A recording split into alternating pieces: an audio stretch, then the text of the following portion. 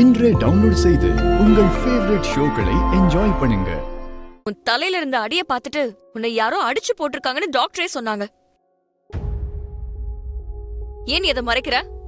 அது என்ன காப்பாத்த வந்திருக்கீங்க. எனக்கு நீங்க கடவுள் மாதிரி. உங்ககிட்ட எதுக்கு பிரச்சனைய சொல்லி கஷ்டப்படுத்தணும்னு தான்.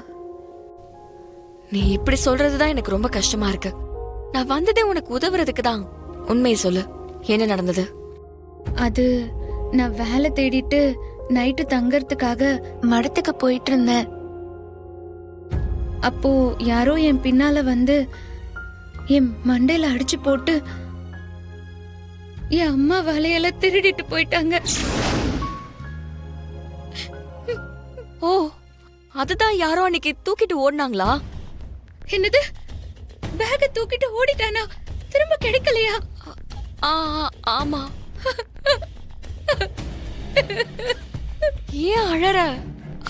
அது பேக் தானே, விடு. அந்த பேக்ல என் அம்மா புத்தகம் இருந்துச்சு, அதையும் எடுத்துட்டு போயிட்டானா? என்னால தாங்க முடியல. ஒரு நிமிஷம்.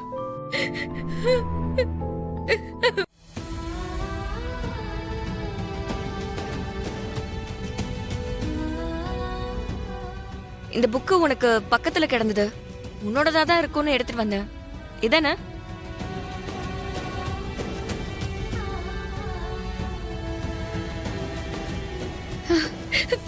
ஏய், நீ ஸ்ட்ரெயின் பண்ணாத. இந்தா.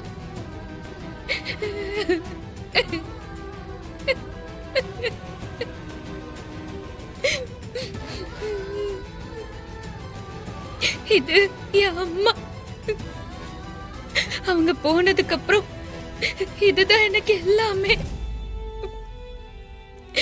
எங்க அம்மா என்கிட்ட பேசணும்னு நினைச்சா இது மூலமா தான் பேசுவாங்க.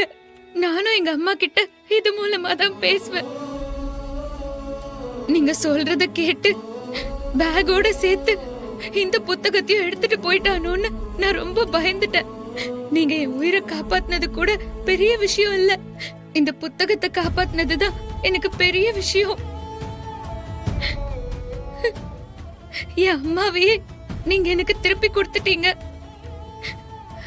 இதுக்கெல்லாம் சேர்த்து நான் உங்களுக்கு என்ன கைமாறு செய்ய போறேன்னே தெரியல.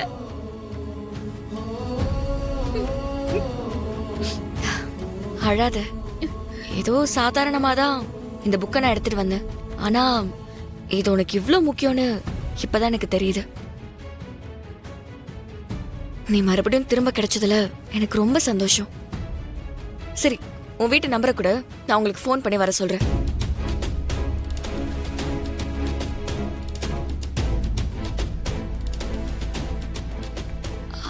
உன்னதான் கேக்குற, நம்பர் கொடு.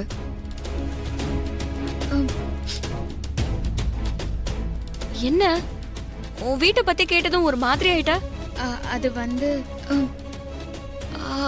ஆமா, உனக்கு கல்யாணம் ஆயிடுச்சுல? அப்போ ஹஸ்பண்ட் எங்க?